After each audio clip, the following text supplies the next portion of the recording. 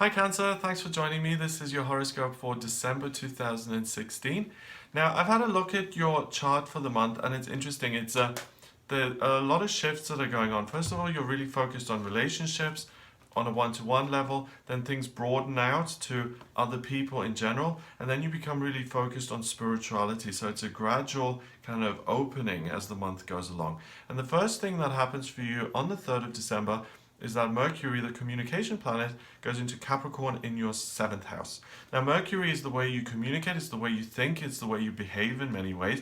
And in Capricorn, it's very dry and practical and grounded, and it's very earthy and physical. So from the 3rd of December onwards, you're really going to be interested in just spending time with people on a practical level, being around them, socializing, going to the park, having dinner parties.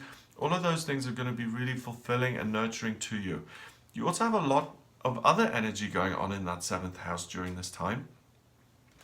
Your moon, Venus and Pluto, all of those are sitting in Capricorn in that 7th house, and there's a real sense of ease, and what it is you love is just being around other people and exchanging ideas and spending time, and that can really be very, very transformative when it comes to your relationships. You can make a lot of progress and you can really develop your relationships greatly over this first week of December, really until the 8th of December, when Venus moves into Aquarius in your 8th house. And that's when you'll notice the shift of I'm focused on one-to-one relationships here, and you really start to become inspired in the sense of how can I work with other people to help them out in some way.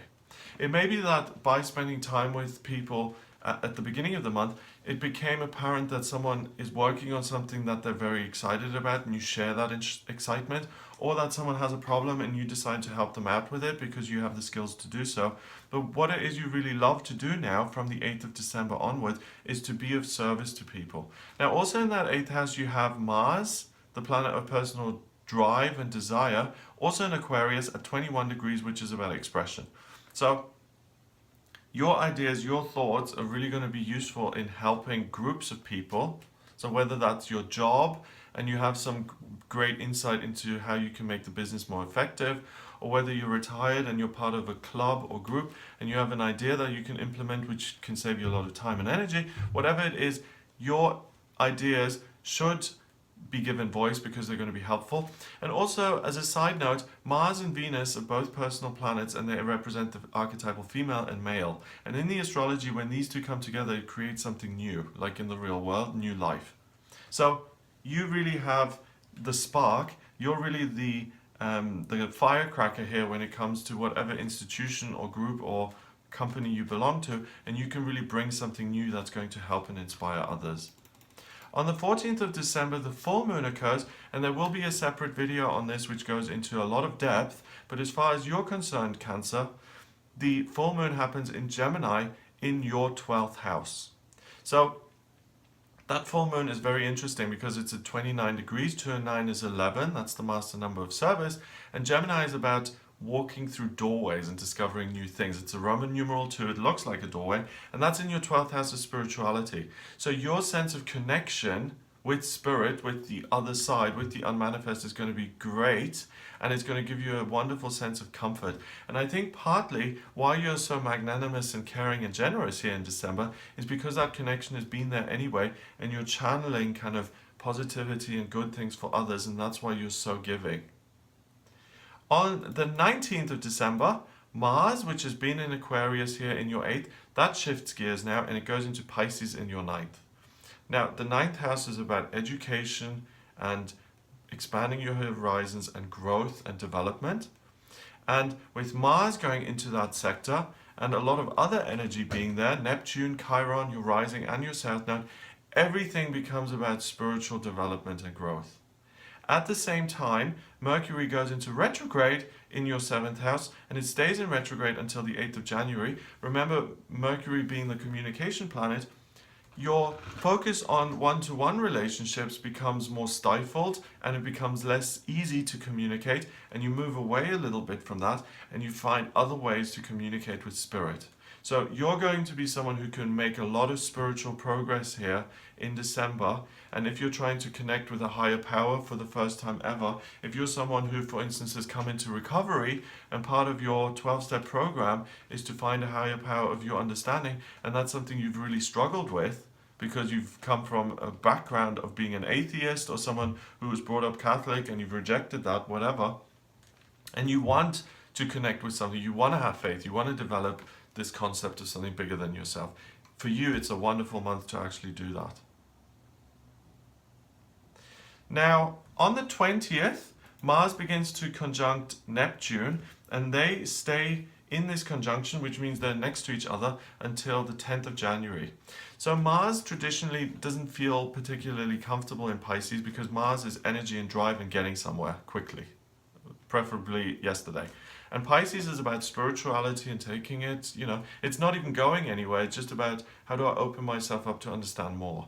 And when these two clash, but now Mars and Neptune coming together, Neptune is this huge outer planet which represents the other side, spirituality, the intuition, the unmanifest. And that is in Pisces at 9 degrees, so it couldn't be any more powerful.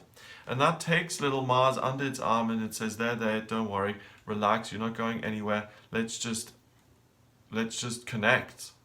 And it soothes Mars and allows you to channel your Mars energy and transform it so that it doesn't provide you with frustration or irritability, but that you can shoot for the stars, really. That you can open up the sky or the unmanifest, or that you can pull aside the veil and really delve into that whole realm and really make a lot more progress than you ever have before. Now, on the 28th/29th of December, depending on where you are in the world, Uranus, the planet of eccentricity and individuality and doing things uniquely, that has been in retrograde and now it goes direct at the end of the month. This is really significant. It goes direct in your 10th house of career. So all of this soul searching that you've done here in December has really given you some sort of practical insights and practical information, because you now hit the ground running like nobody else in the zodiac, Cancer. You hit the ground running with your own unique, independent ideas when it comes to your career and what you ought to be doing. So if you've been working in finance for the last 5 years and you have wanted to do acupuncture, and now you have the spiritual information that gives you that sense of confidence that, oh my God, this is what I need to be doing, this is what my guides have been telling me I need to be doing, you will be so certain of that and unique and individual about it, and you will race forward here in 2017 and leave everyone else in your dust because you're so far ahead of the game. On the 29th of December, we've got the new moon in Capricorn, and again, there'll be a separate video on this to go into a lot of depth. But as far as you're concerned, this pulls a lot of energy into your one-to-one relationships and working at those. Remember that Mercury is still in retrograde, so you may experience a bit of miscommunication here or a sense of drive. I've got to focus on my personal relationships. I would channel that energy more into connecting with a power that is greater or something unmanifest, because that's where communication is going to be easiest. And I think once Mercury goes into retrograde, you're going to find it hard work to just try and figure things out with people on a one-to-one basis, because there is a desire to do things differently and to sidestep the norm and to just kind of connect on a much deeper level. So use that energy to your advantage and really make progress in the areas that you want. If you would like me to look at your personal chart based on your place of birth, time of birth, and place of birth, time of birth, and date of birth, that's it, there we go. If you would like me to look at your chart based on those three things, which really narrows it down even more, and we can look at how these energies impact you specifically, or if you're interested in what your soul purpose is, or what's coming up for you career-wise, or how your relationships are going to look in future, then please get in touch with me via my website. It's gregoryscott.com. Click on the readings tab and you can order your reading with me there. Please remember to subscribe to this channel, and I'll speak to you soon.